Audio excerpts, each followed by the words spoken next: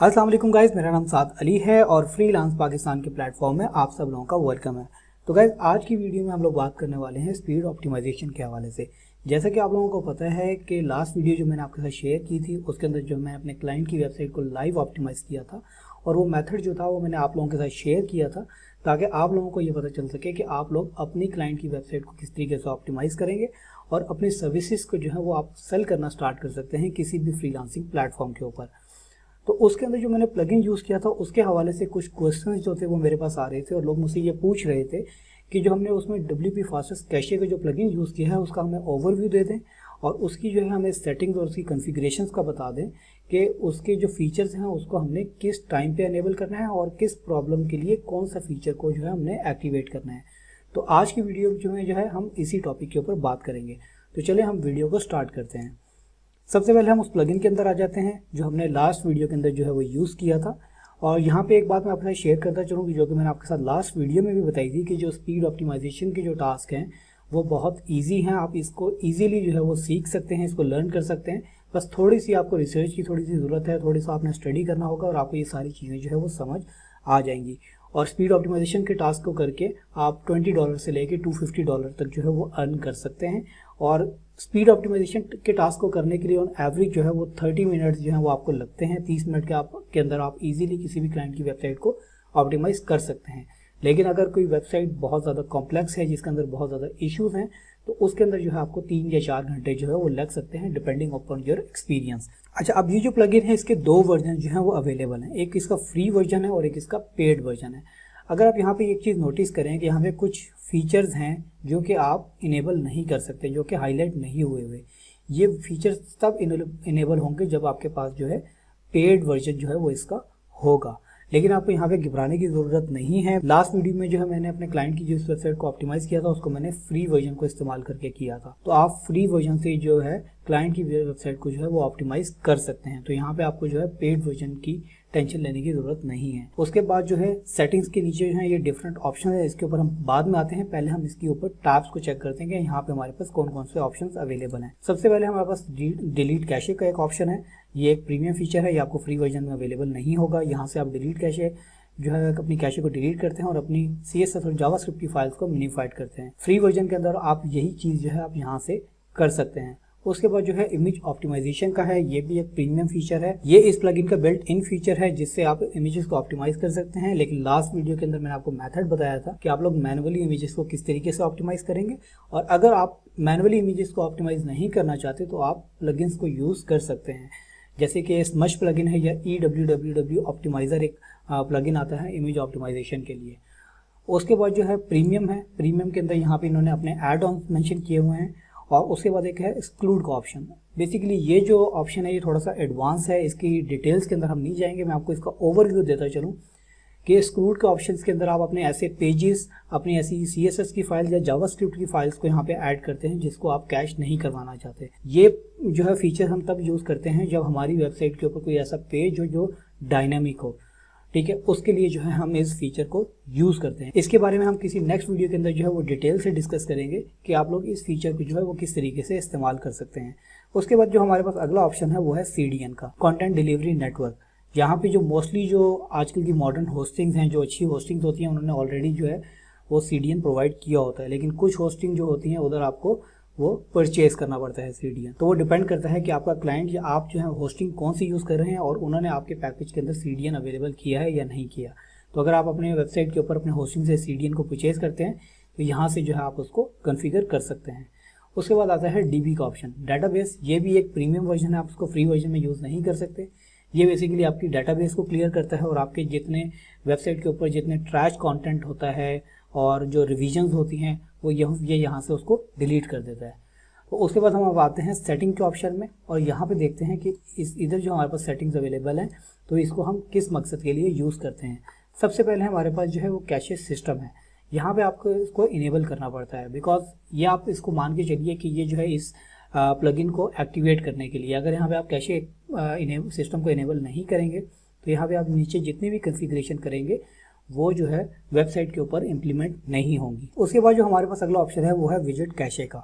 तो visit cache basically क्या करता है, जो आपके नंबर ऑफ SQL क्यूरीज होती हैं उसको रिड्यूस कर देता है। जैसे कि आप लोग जो है अपनी साइड बार के अंदर कुछ विजिट्स यूज़ करते हैं, जैसे लिंक्डइन का विजिट होता है या ट्विटर की फीड का विजिट होता है या फेसबुक पेज की फीड का विजिट होता है, तो आप ये वाला फीचर जो है अब उस सूरत में जो है इसको इनेबल कर सकते हैं। उसके बाद हमारे पास ऑप्शन आता है प्रीलोड का। अब प्रीलोड बेसिकली क्या करता है कि जब भी कोई क्लाइंट आपकी वेबसाइट को या कोई विजिटर आपकी वेबसाइट को विजिट करेगा तो वो उसको जो है एक उसका क्लोन बना लेगा, उसका एक तरह से उसके पेज की एक कॉपी बना लेगा। ये तब होता है जब क्लाइंट के ब्राउज़र के ऊपर आपका वेब पेज या आपका जो वेबसाइट है वो लोड होती है, उसके बाद जो है वो बनाता है। आप यहाँ पे एक चीज़ जो है इधर एक चीज़ यहाँ पे एक नोटिस करेंगे कि जब भी आप अपनी कॉन्फ़िगरेशन करेंगे उसके बाद जब आप उसको इनकॉग्निटो मोड में देखेंगे तो जब वो फर्स्ट टाइम आपके पास लोड होगी वो थोड़ा सा ज़्यादा टाइम लेगी, लेकिन जब दोबारा वो उस पेज को रीलोड करेंगे तो वो फ़ौरन से जो है आपके पास जो है वो आपके पास सारा कंटेंट जो है वो शो कर देगा। तो आप यहाँ पे जो है इसका home page, post, categories, pages, by day और अटैचमेंट, ये सारी चीज़ें जो हैं यहाँ पे आप रीलोड कर सकते हैं। मैं मोस्टली इसके अंदर होम पेज और पेजेस को यूज़ करता हूँ प्रीलोड करने के लिए। अगर आप चाहते हैं तो आप पोस्ट, कैटेगरीज और अटैचमेंट्स को भी यहाँ पे प्रीलोड कर सकते हैं। उसके बाद नीचे आपके पास यहाँ पे एक 4 लिखा हुआ है, 4 पेजेस पर मिनट। अब अगर तो आप किसी शेयर्ड होस्टिंग के ऊपर हैं या आपके होस्टिंग का जो सर्वर है उसकी परफॉर्मेंस इतनी अच्छी नहीं है तो आप इसको यहाँ पे डिफ़ॉल्ट ही रहने दें। लेकिन अगर आप VPS या कोई डेडिकेटेड सर्वर यूज़ कर रहे हैं तो आप यहाँ पे इसका जो 4 है इसको बढ़ा के 6 या 8 तक भी कर सकते हैं। लेकिन अगर आप शेयर्ड होस्टिंग पे है तो आप इसको, मैं आपको सजेस्ट यही करूंगा कि आप इसको यहाँ पे डिफ़ॉल्ट ही रहने दें। उसके बाद हमारे पास अगला जो ऑप्शन है वो है लॉग्ड इन यूज़र का। लॉग्ड इन यूज़र के अंदर ये होगा कि जब भी आप अपनी वर्डप्रेस की वेबसाइट के अंदर लॉगिन होंगे एडमिन पैनल के थ्रू या वर्डप्रेस के डैशबोर्ड के अंदर होंगे तो ये आपको कैश वर्जन जो है वो शो नहीं करेगा। कैश वर्जन देखने के लिए जो है आपको इसको किसी और डिवाइस के ऊपर देखना पड़ेगा, किसी और PC के ऊपर देखना पड़ेगा या इनकॉग्निटो मोड का जो है यूज़ करना पड़ेगा। उसके नीचे हमारे पास आ जाते हैं 2 ऑप्शन, मोबाइल और मोबाइल थीम। ये दोनों ऑप्शन जो है तब आप यूज़ करेंगे जब आप रिस्पॉन्सिव थीम यूज़ नहीं कर रहे। लेकिन अगर तो आप ऐसी थीम यूज़ कर रहे हैं जो कि ऑलरेडी रिस्पॉन्सिव है तो यहाँ पे आपको इन दोनों ऑप्शंस को इनेबल करने की ज़रूरत नहीं है। लेकिन अगर आप यहाँ पे लेज़ी लोड का इस्तेमाल कर रहे हैं, ये जो आखिरी ऑप्शन आपके पास यहाँ पे आपको शो हो रहा है, तो उसके साथ जो है आपको मोबाइल और मोबाइल थीम दोनों को एक्टिवेट करना पड़ेगा। बिकॉज जो मोबाइल और मोबाइल थीम है वो लेज़ी लोड के साथ जो है वो डिफरेंट तरीके से काम करती है, तो इस वजह से जो है आपको यहाँ पे इसको इनेबल करना पड़ेगा। उसके बाद जो है हमारे पास आता है अगला ऑप्शन मिनिफाई HTML का। अब मिनिफाई HTML के अंदर बेसिकली क्या होता है कि जो आपका HTML का जो फाइल होती है उसको जो है ये कंप्रेस कर देता है, उसको जो है वो एक कम्पैक्ट फाइल बना देता है, जिसकी वजह से जो है आपका जो HTML फाइल का साइज़ है वो डिक्रीज़ हो जाता है और वो जल्दी ब्राउज़र के ऊपर लोड हो जाती है। इसी तरीके से मिनिफाई CSS है, इस ऑप्शन को इनेबल करने से जो आपकी CSS फाइल हैं वो कंप्रेस हो जाएंगी, वो कॉम्पैक्ट हो जाएंगी। सेम केस जो है बिल्कुल इसी तरीके से जिस तरीके से ये ऊपर HTML के बारे में मैंने आपको बताया है। उसके बाद जो हमारे पास अगला ऑप्शन है वो है कंबाइन CSS और कंबाइन जावास्क्रिप्ट। आप जैसे यहाँ पे देखेंगे reduce HTTP request through combine CSS files. अब ये बेसिकली 2 ऑप्शंस क्या करते हैं कि जब भी आप इसको यहाँ पे इनेबल करेंगे तो ये आपकी जो CSS और जावास्क्रिप्ट की फाइल हैं ये उसको हेड टैग में जो है वो ले जाएंगे और उसको एक कंप्रेस करके एक सिंगल फाइल बना देंगे। तो उससे क्या होगा कि जो आपकी HTTP रिक्वेस्ट होती हैं जो कि हमारे GT मैट्रिक्स की रिपोर्ट में यहाँ पे मेंशन हो रही हैं, तो ये आपकी वहाँ पे कम हो जाएंगी। लेकिन यहाँ पे आपने इस चीज़ का ध्यान रखना है कि समटाइम्स आपकी जब आप अपनी CSS और जावास्क्रिप्ट की फाइल्स को हेडर में लेके जाते हैं तो आपकी वेबसाइट का स्ट्रक्चर जो है वो ख़राब हो जाता है। तो जब भी आप इसको यहाँ पे इनेबल करें तो उसके बाद अपनी सेटिंग को सेव करने के बाद, कैशे क्लियर करने के बाद इसको एक वेबसाइट को विजिट ज़रूर कर लें। अगर तो उसका स्ट्रक्चर ख़राब हुआ है तो यहाँ से आके उसको वापस डीसेलेक्ट कर दें, उसकी इनेबल जो है उसका ऑप्शन जो है वहाँ पे डिसेबल कर दें। और अगर तो आपकी वेबसाइट के ऊपर कोई इशू नहीं आता, उसका स्ट्रक्चर जो है वो ठीक रहता है, तो आप यहाँ पे उसको इनेबल ही रहने दें। उसके बाद जो अगला हमारे पास ऑप्शन आता है वो gzip का है। अब gzip जो है मोस्टली आजकल की जो मॉडर्न होस्टिंग है उसके अंदर जो है वो सर्वर लेवल के ऊपर ही उन्होंने इसको इनेबल किया होता है। लेकिन gzip आपका क्या करता है, आपका जो पेज साइज़ है उसको रिड्यूस कर देता है, जिसकी वजह से जो है उसको कंप्रेस कर देता है, जिसकी वजह से जो है वो पेज उसकी जो रिसोर्सेज हैं वो जल्दी जो है ब्राउज़र के ऊपर लोड हो जाते हैं। और उसके बाद जो अगला ऑप्शन है हमारे पास वो है ब्राउज़र कैशे का, जिसको हम लेवरेज ब्राउज़र कैशे भी कहते हैं, जो कि ऑप्शन हमारे पास हमारी रिपोर्ट के अंदर जो है ये हमारे पास यहाँ पे ऑप्शन अवेलेबल है, लेवरेज ब्राउज़र कैशे। अब जब आप यहाँ पे कैशे क्रिएट करते हैं तो कैशे बेसिकली क्या होती है कि जब भी क्लाइंट आपकी वेबसाइट को विजिट करता है तो जो उसकी मेन फाइल्स होती हैं, जो उसका कंटेंट होता है, फॉर एग्जांपल इमेजेस हो गई या उसकी जो मेन फाइल्स और मेन उसका जो कंटेंट होगा वो उसको उसकी एक कॉपी बना के ऑलरेडी अपने पास रख लेगा। उसमें ये होगा कि जब भी क्लाइंट दोबारा आपकी वेबसाइट पे विजिट करेगा तो जो उसने ऑलरेडी कॉपी चीज़ों की बनाई होगी उसको वो दोबारा से डाउनलोड नहीं करनी पड़ेगी, ठीक है, जिसकी वजह से आपका जो लोड टाइम है वो बहुत हद तक जो है वो इससे डिक्रीज़ हो जाता है। ये बहुत इंपॉर्टेंट जो है वो यहाँ पे फैक्टर है, आपने इसको यहाँ पे ज़रूर इनेबल करना है। उसके बाद जो हमारे पास अगला ऑप्शन है वो है डिसेबल इमोजीज का। अब वर्डप्रेस के कुछ डिफ़ॉल्ट इमोजीज हैं और मोस्टली जब हम वेबसाइट क्रिएट करते हैं तो उसके अंदर ये इन इमोजीज को हम यूज़ नहीं करते। तो अगर तो आप इन इमोजीज को अपनी वेबसाइट पे यूज़ नहीं कर रहे तो यहाँ से आप इसको डिसेबल कर दें, इसको यहाँ पे इस ऑप्शन पे जो है वो इनेबल कर दें, ताकि जो आपका जो इमोजीज की CSS या जावास्क्रिप्ट की जो फाइल्स हैं वो लोड ना हो, क्योंकि वो एक्स्ट्रा फाइल्स होंगी, वो हमें अपनी वेबसाइट के ऊपर ज़रूरत नहीं है। तो इस वजह से अगर आप इमोजीज़ को यूज़ नहीं कर रहे तो यहाँ पे इसको डिसेबल कर दें।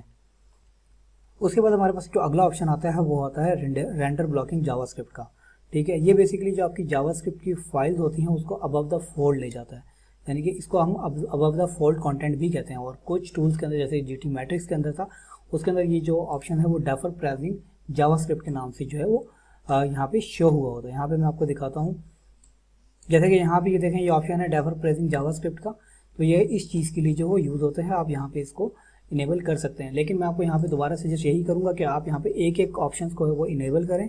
उसके बाद जो है अपनी वेबसाइट को चेक करें कि अगर तो उसके स्ट्रक्चर के अंदर कोई चेंज आया है, अगर उसका स्ट्रक्चर ठीक है तो उसको इनेबल रहने दें, अदरवाइज जो है उसको वापस आके जो है वो डिसेबल कर दें, ताकि आपकी वेबसाइट का स्ट्रक्चर जो है वो दोबारा से ठीक हो जाए। उसके बाद जो हमारे पास अगला ऑप्शन आता है वो है गूगल फॉन्ट्स का। ये आपको समटाइम्स जो आपको एरर जो है वो शो होगा, वो होगा एलिमिनेट रेंडर ब्लॉकिंग जावास्क्रिप्ट के अंदर और या CSS के अंदर अबव द फोल्ड के अंदर। तो आप जो है इसको जो है वो चेक कर दें, ताकि जो आपका जो गूगल के फॉन्ट्स जो हैं जो आप वेबसाइट के ऊपर यूज़ कर रहे हैं वो सिंक्रोनाइज हो जाएं, और इससे जो है आपकी वेबसाइट की जो स्पीड है उसके अंदर जो है वो इम्प्रूवमेंट हो जाती है। उसके बाद जो अगला ऑप्शन है वो हमारे पास है लेज़ी लोड का। उसके बाद जो अगला ऑप्शन है वो हमारे पास है लेज़ी लोड का। तो लेज़ी लोड ऑप्शन हमारे पास बेसिकली क्या करता है, वो सडनली एकदम जो है वो सारा वेबसाइट का जो कंटेंट है, उसका जो डाटा जो उसके ऊपर इमेजेस है वो उसको एकदम से डाउनलोड नहीं करता। वो सिर्फ क्या करता है कि जो आपके ऊपर आपकी स्क्रीन के ऊपर जो फर्स्ट पेज आता है, जितना आपका एरिया है स्क्रीन का, उतनी इमेजेस को लोड करता है, वो आपको शो करवा देता है। जैसे ही आप उसको स्क्रॉल डाउन करते हैं तो जैसे जैसे वो जो उसका कंटेंट है, जो उसकी इमेजेस हैं या जो टेक्स्ट है वो उसकी व्यू पोर्ट के अंदर आता रहता है, तो वो साथ के साथ जो है उसको लोड करता रहता है, जिसकी वजह से जो आपकी वेबसाइट का जो रिसोर्सेज हैं वो जब ज़रूरत होती है तभी लोड होते हैं, और उसकी वजह से जो है आपकी वेबसाइट के अंदर जो उसका लोड टाइम है उसके अंदर जो है वो काफ़ी इंप्रूवमेंट आ जाती है। और एंड पे जो है यहाँ पे हमारे पास इसकी लैंग्वेज का ऑप्शन है कि अगर आप इसकी लैंग्वेज चेंज करना चाहते हैं तो आप यहाँ से उसकी लैंग्वेज चेंज भी कर सकते हैं। तो ये थी इस प्लगइन की सारी कॉन्फ़िगरेशन, और आई होप कि आप लोगों को जो है इन सारी कॉन्फ़िगरेशन, इन सारी सेटिंग्स के बारे में पता चल गया होगा। लेकिन अगर आपका कोई क्वेश्चन है तो आप मुझसे कमेंट सेक्शन में ज़रूर पूछिएगा, मैं कोशिश करूँगा कि मैं आपको उस क्वेश्चन का जो है उसका आपको आंसर कर सकूं। कमेंट सेक्शन में जो है मुझे अपनी फीडबैक से ज़रूर रखा कीजिएगा और मुझे बताइएगा अगर तो आपने मेरे मेथड को फॉलो किया है जो मैंने लास्ट वीडियो में आपके साथ शेयर किया था, कि उसको फॉलो करने के बाद आपके पास जो है आपके क्लाइंट की वेबसाइट की स्पीड में या आपकी जो है अपनी अगर पर्सनल वेबसाइट के ऊपर उस मेथड को ट्राई किया है तो आपको इम्प्रूवमेंट आई है या नहीं आई। तो ये चीज़ जो है मुझे कमेंट सेक्शन में ज़रूर बता दीजिएगा। तो आज की वीडियो के लिए इतना ही, इंशाल्लाह नेक्स्ट वीडियो में आपसे फिर मुलाकात होगी। तब तक के लिए खुदा हाफिज़।